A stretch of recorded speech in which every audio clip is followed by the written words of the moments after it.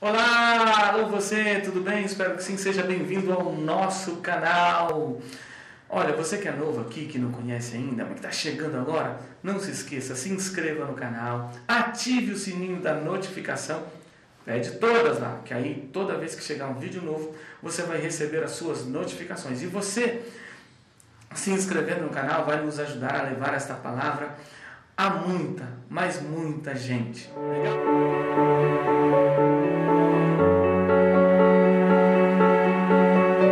Legal? Beleza? Eu espero que todos estejam bem, que Deus abençoe você, sua casa e a sua família. Estamos fazendo uma série de vídeos com o professor Adjaelson Gama de Oliveira. Tudo bem, cara? Tudo bom? Paz. Seja bem-vindo. Que vídeo que é esse? Ao canal. Esse é o terceiro, certo. Né? Seja bem-vindo ao canal. Nós falamos muito aí sobre crise, sobre o princípio das dores, né? Certo. E agora nós vamos falar um pouquinho sobre...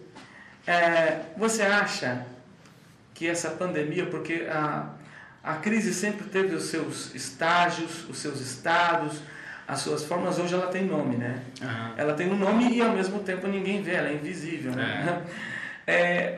Eu vou te fazer uma pergunta. Você entende que essa crise, a pandemia do coronavírus, o que ela tem a ver com o Apocalipse? E o que é e quando aconteceu o Apocalipse? Eu tenho uma ideia. Certo. Para mim o Apocalipse acontece depois que João é soltado do barco, lá que jogaram ele dentro do balde de água fervendo, lá, da panela de água fervendo, e ele saiu andando. Quando os caras soltam ele ali na ilha de Patmos, para mim é o Apocalipse, porque o Apocalipse, para mim, ele tem que alcançar o João também, né? Mas vamos lá, o que é a palavra do Apocalipse e o que tem a ver? Porque as pessoas já estão achando que, meu Deus, né? Eles acham que o Apocalipse é uma ilha cheia de fantasmas, e na verdade não é, né? Ela também é um propósito de salvação, né? Uma coisa legal que é bom frisar aqui é que a gente está falando do coronavírus e eu sou um teólogo, né? E a gente tem que lembrar de um detalhe que o coronavírus é uma doença, né? É um vírus que atinge, e as maiores autoridades, né, para falar mesmo do coronavírus são os médicos. A gente está falando aqui e os cientistas, né?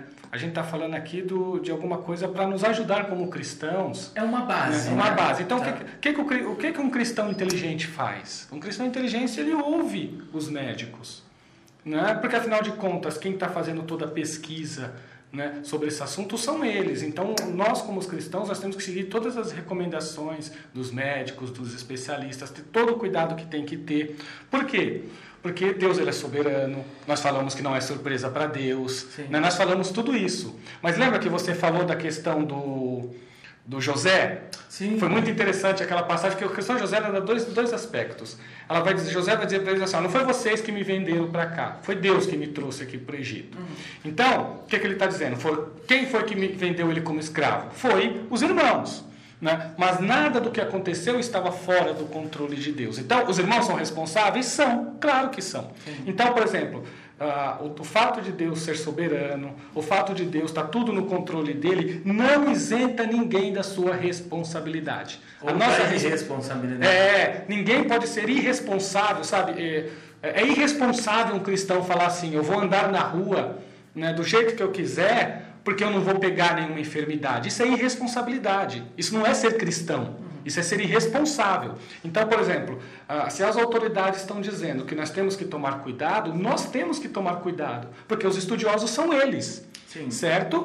Então, mas assim, nós temos que tomar os nossos cuidados, nossos, como pessoas, como cidadãos e como cristãos. Ficar em dose como foi na época de Moisés, né? O anjo da morte vai passar, fica aqui. É isso aí. Fica dentro da sua casa, né? É isso? Isso. Nós não estamos imunes, né? Não podemos fazer papel de tolo. Então, assim, o que o Apocalipse... Agora, é verdade, vamos entrar no que nós falamos aqui. Sim. Eu achei importante tomar esse cuidado, porque as pessoas estão nos assistindo, então elas têm que entender direitinho o que a gente está falando, né? Sim, claro. O Apocalipse. O que é o Apocalipse? Né? Nós vamos falar aqui no apanhado geral. Por quê? Porque a gente precisa saber o que é isso. Né? A palavra Apocalipse, ela quer dizer revelação. Então, se ela é uma revelação, não é um livro de terror. Está na Bíblia. Apocalipse não é livro de terror. Sim. Não é uma cheia de monstros. Isso, não é um livro para você ter medo. Não é essa a intenção do livro. A intenção do livro é revelar Jesus. Certo. É isso que ele faz. E quando ele começa? Então, o Apocalipse, ele vai ter muito dele, muito do que está nele, vai se referir ao período do João. Muito do que está nele também vai se referir aos últimos dias. Né? Então, assim, ele vai ter uma interpretação mais eclética, que é o que os estudiosos estão trazendo, né? Ela vai ver partes do Apocalipse como cumprindo na época de João e parte também como cumprindo nos últimos dias. Né? Por exemplo, os reformadores iam de forma histórica, né? O Apocalipse. É que você quer fazer a conexão com o coronavírus. Porque então, tem algumas pessoas perguntando, né? As pessoas estão perguntando porque elas não veem saída. Pô, é o Apocalipse, né? Se perdeu o controle. Na verdade, ninguém sabe nada. Você pergunta para o economista quando vai voltar, quando é, o que... Ninguém tem respostas. Mas vamos lá. Posso dar uma ideia de Apocalipse aí? As próprias pessoas tomem essas decisões? Vamos deixar elas tomarem as decisões? Sim, tá. Claro. O Apocalipse de João, ele é uma carta, não? Porque lembra das cartas, 7 igrejas? Sim. Então ele é uma carta, não? Ele é uma profecia e ele é um apocalipse. Você percebeu que eu estou trazendo aqui 3 literaturas diferentes? Sim. Né? Então ele tem essas 3 literaturas. Legal. Né? Nele temos a literatura carta, temos nele a literatura profecia e temos nele a literatura apocalipse. E agora é a questão importante. Eu estou falando de Apocalipse como uma literatura. Legal. E que literatura é essa? É uma literatura que foi desenvolvida mais ou menos em 200 a.C., até 200 depois de Cristo, mais ou menos nesse período, em que, por exemplo, o judaísmo passou por um período, aquele período bem forte do Antíoco Epifânio, tudo está dentro desse período em que floresceu a literatura apocalíptica. E é assim, quando, por exemplo, você falou do Jeremias, o Jeremias, o que o Jeremias falou? Falou assim, olha... Deus está enviando, é bom deixar isso bem claro, que às vezes a gente fala, Deus está permitindo, não, o Apocalipse, pelo menos o Jeremias fala lá que é Deus quem está enviando. Aqui estão os principais resultados da pesquisa. Muito bem. Acontece. Vamos lá. Segue o fluxo. Então, assim, Jeremias? Isso, Jeremias, ele está dizendo que Deus, né, ia levar o povo para cativeiro, que o povo ia passar os 70 anos, mas ia retornar. Mas ia passar. Isso que é legal. Isso é profecia. Sim. Né? Qual é a diferença com a literatura apocalíptica? Isso tem no João? Tem. Mas o Apocalipse ele tem um diferencial. Para o Apocalipse, para a literatura apocalíptica, não existe muita esperança no nosso mundo mais. Né? Então ele vê realmente o mundo como indo para um colapso, para a instauração do reino de Deus, que seria o reino futuro. Então, que é muito melhor, né? Exatamente. Então, o Apocalipse ele fala assim, olha, está tão deteriorado as coisas, vai chegar o juízo de Deus, e Deus vai instalar um novo céu e uma nova terra. Que legal. Você sabe que, eu não sei se você depois, para você não perder seu raciocínio, você está falando de novo céu, nova terra, eu fico pasmo. Eu me lembro que um dia o meu bebê, já tem 6 anos, ele é lindo, lindo, lindo. Ele tinha uns 2 anos mais ou menos, e ele falou para mim assim, papai, ele me levou até um quarto lá em casa, e você conhece bem o Heitor, e ele tinha 2 anos, tinha acabado de chegar de viagem, então ele falou, papai, vem aqui, eu quero te mostrar uma coisa. E o Heitor tem um problema de visão, graças a Deus está sendo superado, ele enxerga o que Deus permitiu que ele enxergasse, usa óculos, os tratamentos. E o Heitor me levou até ao quarto, ele pegou um monte de carros que ele tinha, colocou em cima da cama e falou, papai, eu queria que você fosse comigo num lugar. Eu falei, aonde, filho? E era um momento muito difícil, né, da minha vida, em alguns aspectos, que eu falei, filho, onde você quer ir? Ele falou, eu quero te levar na cidade da alegria. Cara, eu nunca falei isso pra ele. Certo. E aí eu falei, bom, o que tem nisso? Ele pegou o carrinho e falou, vem, me segue. E foi. E quando a gente chegou, ele falou, papai, aqui nessa cidade são poucas pessoas que entram. Aqui os animais andam soltos. Aqui eu nunca mais vou usar óculos. Aqui as crianças... E você falando disso me fez lembrar isso. Porque quando você fala que João vê uma cidade... eu me remeto a Apocalipse 21. É claro que daí tem outros mais 20 capítulos para trás, que aí é a divisão que nós fazemos daquilo que você falou. A divisão literária, a profecia e a carta. Não é isso que você falou? Isso, Apocalipse, profecia e carta. Mas essa revelação de João, ele nos remete o quê? Ele começa dizendo assim, olha, eu vi descer do céu a nova Jerusalém. E ele faz algumas comparativas lindas, né, de algo que você olha e dá vontade de ir para o céu. Né? Então, dentro disso, ele começa a dizer, Apocalipse 21, né? Vamos abrir esse texto? Apocalipse 21? Pode me ajudar? Posso. Pode me ajudar aqui? Vamos ver o que João está dizendo aqui. Eu não sei se eu fiz você perder o seu raciocínio, mas eu acho que você ia chegando, porque você fala sobre o reino, e o reino é exatamente isso, não é essa terra aqui. Né? Porque a gente se apega a tantas coisas e a gente está vendo que a gente não tem controle de nada. E o propósito de Deus é que nós sejamos salvos. O propósito de Deus é que todos nós sejamos alcançados, que nós sejamos curados de uma determinada forma. Uma coisa que é bom frisar, o reino de Deus é assim. O reino de Deus, ele é o governo de Deus. Então, onde Deus governa, o reino de Deus está acontecendo. Então, ele está acontecendo nos dias atuais? Também está. Mas, é claro, o reino de Deus, ele também vai se completar na volta de Jesus. Sim, a sua amplitude será lá. Mas aonde eu estiver, o reino de Deus está. Por quê? Porque eu sou embaixador do reino de Deus. Você é o embaixador do reino de Deus. Não é? Não é isso? Nós somos isso. Aonde eu estou, ali está o reino. Então, por que eu estou dizendo isso para vocês? Porque João escreve assim, que nós não devemos temer no mundo, teremos angústia, teremos crise, teremos aflições, mas que nós tivemos bom ânimo, porque Jesus venceu o mundo. É verdade. E aí Apocalipse vai dizer assim, ao que vencer, eu lhe farei. Então assim, isso vai passar. Sabe, o que eu tenho de dizer para vocês é que está vindo o reino vindouro. Não é isso? Está chegando o reino vindouro para nós. E que antes de tudo isso, eu quero dizer para o empresário, eu quero dizer para o dono de colégio, eu quero dizer para o pastor, eu quero dizer para você que está me assistindo, tenha fé em Deus. Deus está no controle de todas as coisas. Deus está no propósito de todas as coisas. O propósito de Deus é alcançar a raça humana, é alcançar a humanidade. O propósito de Deus é que aonde Jesus esteja, que nós estejamos também, né, Gelson? Sim. E vamos ver como é que é essa cidade que o meu filho descreveu, sem saber. A cidade da alegria? Vamos lá, é a cidade da alegria.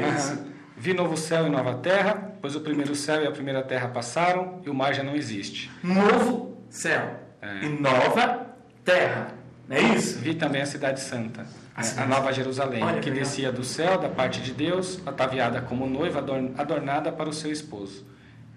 Pode continuar. Pode. Então ouvi uma grande voz vinda do trono, dizendo, eis o tabernáculo de Deus com os homens, Deus habitará com eles, eles serão povos de Deus, e Deus mesmo estará com eles. Não é fantástico isso? Deus, Gelson, se eu olhasse para cá, Deus mora comigo. A Bíblia, não é, ou eu estou errado na minha visão? Não.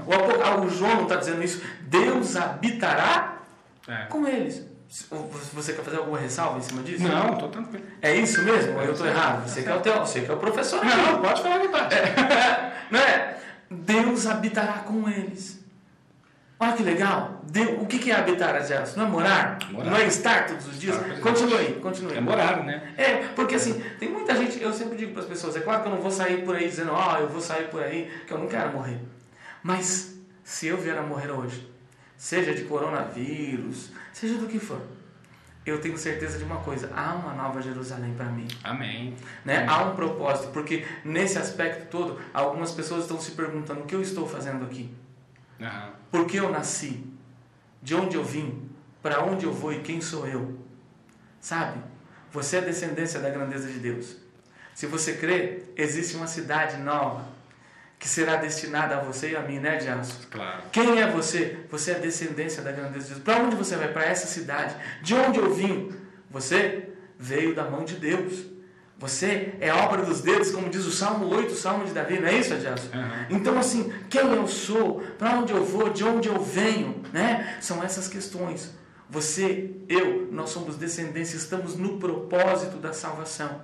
E isso tudo vai passar. E se nós fizermos tudo o que tem que ser feito, vai se cumprir o Salmo 91, que ele vai nos esconder debaixo das asas do Altíssimo. E tudo que nós precisarmos, o Senhor vai nos conceder. o Senhor vai nos ajudar, não é isso? Sim. O reino de Deus está aqui. O governo de Deus está aqui. Então, o que eu digo para eles assim hoje, Adilson, para quem está nos assistindo é: se esforça. E se esforçar é ficar em casa hoje. Hoje é. Tem de bom ânimo, porque isso vai passar. E se preparem para a Nova Jerusalém. Não se apeguem a essas coisas. Não é isso? Não se apeguem a essa terra, porque a gente não tem controle de nada. O camarada que acha que tem muito dinheiro hoje, eu não posso ir no shopping, eu não tenho. Eu não posso ir ao shopping, ele também não. Estamos em paz. Não é isso? Deus está nos igualando. Pode falar. Isso foi uma das grandes lições, por exemplo, do cativeiro babilônico. Sim. Qual foi a grande lição que o cativeiro babilônico fez para a nação de Israel?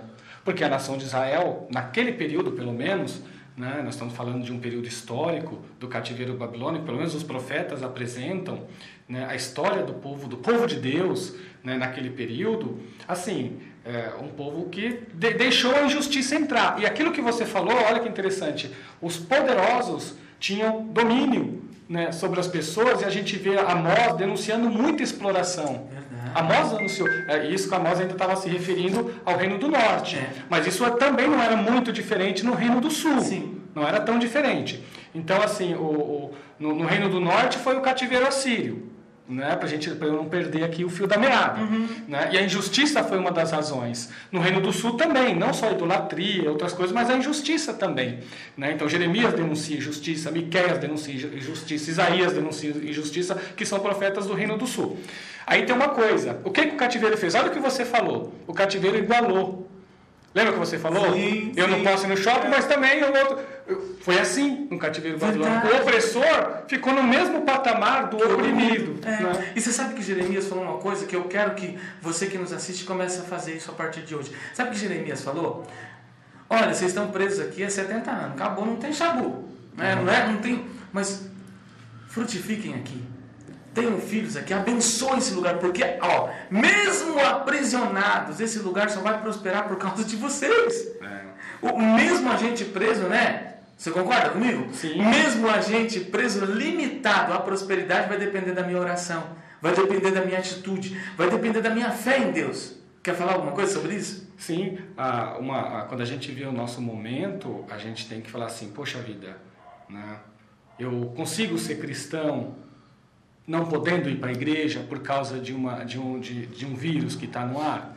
Será que a gente consegue ser cristão? A gente consegue cultuar a Deus, adorar a Deus? Não podemos no tempo, né? Porque igreja isso, somos exatamente nós. isso. Mesmo não podendo ir lá, quando a gente fala da igreja, a gente fala da igreja local. Então a gente tem que aprender a ser cristão, a amar a Deus, né? A ser igreja, fora da igreja. Então se reúne com a sua esposa, com a sua família, vão falar do amor de Jesus, vão orar junto. Porque é isso que Jeremias fala, frutifiquem aqui. Não, mas nós somos escravos, não tem problema. Abençoem aqui, trabalhem aqui, orem por esse lugar. Você acha que é fácil? Você orar lá por um lugar que está te oprimindo? O que ele está querendo dizer? É a mesma coisa de você chegar no Maracanã lotado e aí, quando o cara fala assim, vai entrar a seleção da Argentina, você aplaudir a seleção da Argentina e vai a brasileira. São coisas que nós não conseguimos fazer. E quando nós olhamos para tudo isso e dizemos assim, eu vou começar a orar para que Deus dê sabedoria aos nossos governantes, para que Deus realmente os use, para que Deus ajude a ciência, para que Deus ajude a medicina, para que, né, Adilson? Eu vou estar frutificando, eu vou estar crendo e tudo isso vai passar. Pode falar. Tudo que é relativo à vida, né? Eu gosto da palavra vida, porque tudo que Deus faz é dar vida em abundância. Sim. Né? Então, tudo que está relacionado à vida tem a bênção de Deus. Então, quando a pesquisa médica trabalha para a vida, né, ela está ali a serviço de Deus. E o contrário também é verdadeiro. Tudo que é feito para a morte, tudo que vai gerar ambientes de morte, né, a gente vê isso como uma coisa que não é, né, agradável a Deus. Né? Então, Deus é um Deus de vida. Sim, e fiquem despreocupados, queridos, porque o salmista já escreveu, fui moço, agora sou velho, mas eu nunca vi um justo desamparado e nem a sua descendência não vai faltar o pão, não vai faltar. O Senhor é meu pastor e Ele não há de me faltar. Nesse tempo é onde Deus se revela para nós. Então vamos terminar fazendo essa leitura do Apocalipse, que eu acho linda, de Apocalipse 21. Vamos lá, porque tem um Para propósito. concluir, né? Porque tem um propósito para mim, para você, para todos aqueles que acreditam, né? Vamos lá, vamos ler. Vi novo céu e nova terra, pois Isso. o primeiro céu e a primeira terra passaram e o mar já não existe. Vi também a cidade santa, Nova Jerusalém, que descia do céu, da parte de Deus, ataviada como noiva, adornada para o seu esposo. Então ouvi uma grande voz vinda do trono, dizendo: Eis o tabernáculo de Deus com os homens, Deus habitará com eles, eles serão o povo de Deus, e Deus mesmo estará com eles. Eles enxugará dos olhos toda lágrima. Quer dizer, E a morte já não vai existirá. chorar. Não haverá Morte. luto, nem pranto, nem dor, ninguém mais vai enterrar porque as ninguém. primeiras coisas passaram. Não é isso? Ninguém mais vai velar ninguém. Continua lendo aí. Você vai entender uma coisa da vida que você falou aí. E aquele que está assentado no trono disse: Eis que faço nova todas as coisas, e acrescentou: Escreve, porque estas palavras são fiéis e verdadeiras. Disse-me ainda: Tudo está feito. Eu sou o Alfa e o Ômega, o princípio e o fim. Eu, a quem tem sede, darei de graça da fonte da água da vida. O vencedor herdará estas coisas, e eu lhe serei Deus, e ele me será filho. Quanto, porém, aos covardes, aos incrédulos... Para aí. Tá, não vamos Só até aí. É. Não. Esquece os covardes incrédulos. Eu quero falar para você que é corajoso. Reúna com a sua família e entenda: eu faço parte do propósito de Deus. E qual é o propósito de Deus? É que um dia nós não vamos mais velar ninguém. Nós não vamos mais enterrar ninguém. O câncer não vai matar. O coronavírus não vai matar mais ninguém. Está chegando um tempo onde o reino de Deus está próximo do seu ápice. Mas enquanto ele não chega ao ápice, o reino de Deus está em você, está em mim. Vamos propagar esse reino, vamos propagar a cura, vamos continuar orando, vamos continuar sendo obedientes, frutificando essa palavra, deixando expandir essa palavra de cura, essa palavra de que vai passar. Né, Jazz? Vai passar. Eu creio que vai passar. Você quer deixar alguma coisa para os nossos ouvintes? Nós nem sabemos se essa pandemia vai ser a última pandemia do mundo. Nós não sabemos. Né? Já houve antes, né? E pode vir mais na frente. Nós não temos como saber qual vai ser. A gente sabe que vai ter uma última, com certeza. Vai ter a última crise. A última crise vai chegar. Sim. Pode ser essa. Mas se for pode também, não ser também. Mas se for também, é importante crer em Deus e acreditar que o cristianismo é assim. Para o cristão, a história tem uma finalidade. Tem um propósito. Sim. Né? Os gregos viam a história de forma cíclica. Né? Os cristãos não. Né? Ela tem um começo, quando Deus criou, e ela vai ter um fim. Né? A história deste mundo aqui. E você vai para a Cidade da Alegria? Eu creio que sim. Pelo menos é o meu desejo, né? Cara, Deus te abençoe. Foi demais fazer esse vídeo com você. Muito obrigado pelos esclarecimentos. Você tem mais alguma coisa que você queira dizer? Não, só isso. Não, tá tranquilo. Que Deus abençoe a todos vocês e lembre-se de uma coisa: Deus está no controle de todas as coisas. Se não passar aqui, tem uma terra nova. Mas se passar aqui, lembre-se de uma coisa: quando as coisas voltarem ao normal, não fiquem despercebidos, porque Ele virá no momento em que muita gente não espera, né, Jazz? Ele virá. Então, quando passar, lembre-se: Deus está no controle. Eu posso voltar a cultuar, eu posso voltar a abraçar o meu semelhante, eu posso voltar a abraçar o meu irmão. Eu tenho certeza que esse tempo vai voltar. E que a igreja não se esqueça de que a cura e que tudo que está aí vem do Senhor, seja permissiva ou plena. Que Deus te abençoe. Até breve, se Deus quiser.